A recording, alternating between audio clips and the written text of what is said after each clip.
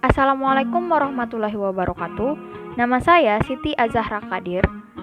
Saya akan mempresentasikan tentang rempah dan jalur perdagangan global bersama rekan kelompok saya, Salwa Khalila Mustafa.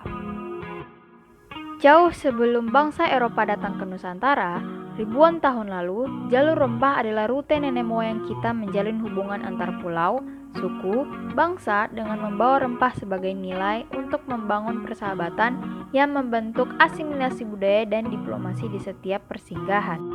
Jalur inilah yang akhirnya menghubungkan Nusantara dan dunia.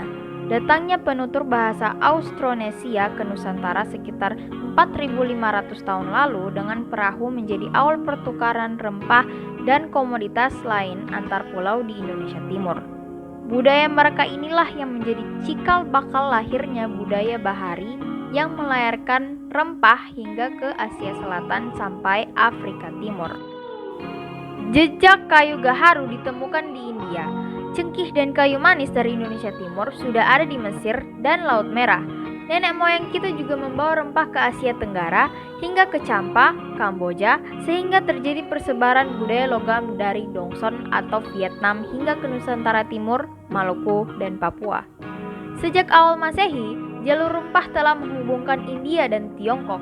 Tercatat, sudah ada pelaut Jawa yang mendarat di Tiongkok pada abad kedua Masehi. Kapal-kapal Nusantara digunakan para biarawan dari Tiongkok untuk pergi belajar agama Buddha di Suvarnadvipa atau Sriwijaya dan di India.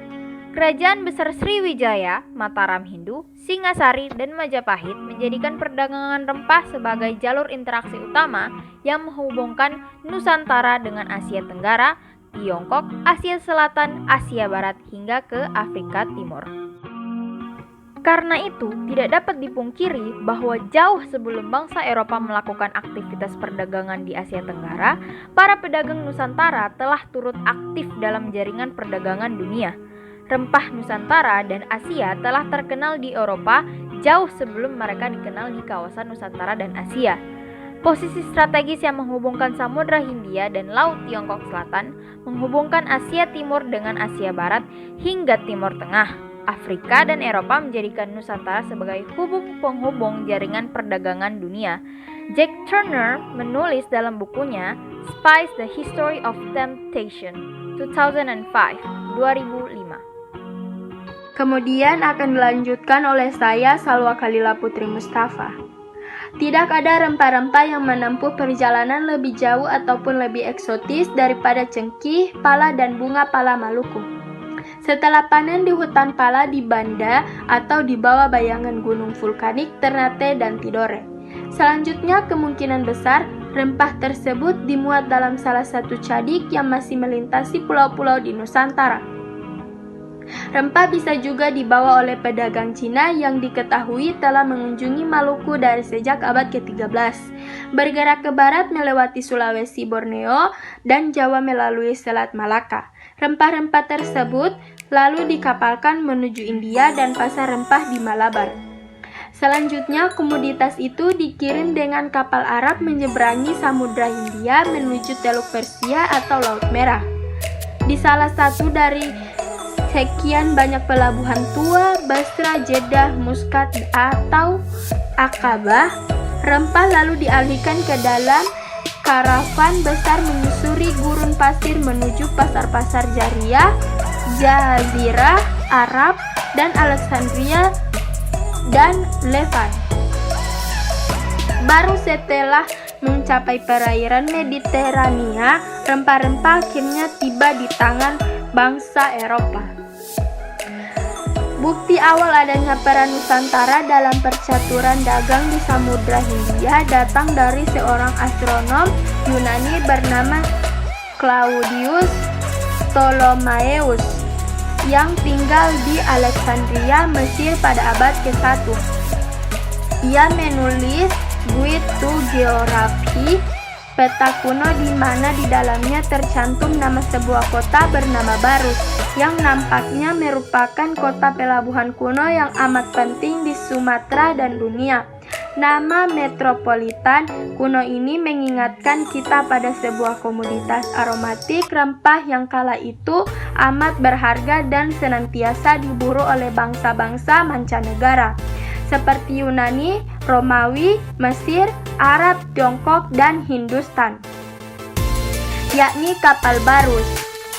Bukti kuno perdagangan rempah lainnya berasal dari Terka, suatu situs di Mesopotamia atau sekarang dikenal dengan Syria, di mana panggilan arkeologi menemukan jambangan berisi cengkih di gudang dapur rumah sederhana tahun 1721. Terkait dengan ini, Anthony Reid, sejarawan terkemuka dalam kajian Asia, menyatakan dalam buku Southeast Asia in the Age of Commerce 1450 sampai 1680, volume 2, Expansions and Crisis 1993. Cengkih dan kadang-kadang pala dan bunga pala disebut di dalam catatan perdagangan di Kairo dan Alexandria sejak abad ke-10. Tapi semuanya itu sangat jarang dan mahal di Eropa hingga akhirnya abad ke-14. Orang Tiongkok juga mengenal cengkih dan pala pada masa dinasti Tang, tetapi menggunakan dengan hemat sebelum abad ke-15. Konon seorang kaisar Han dari Tiongkok pada abad ketiga mengharuskan para pejabat tinggi mengulum cengkih bila menghadap. Meski sejumlah sumber Tiongkok sebelum abad ke-14 mengenal asal cengkih dari Maluku, hanya ada satu catatan bertanggal 1350 yang betul-betul menulis Jung Tiongkok langsung berlayar dari Tiongkok ke daerah tersebut. Pengumpulan dan pengangkutan rempah Maluku ke belahan dunia barat Nusantara ditangani sepenuhnya oleh orang Melayu, Jawa, Bugis, dan Maluku.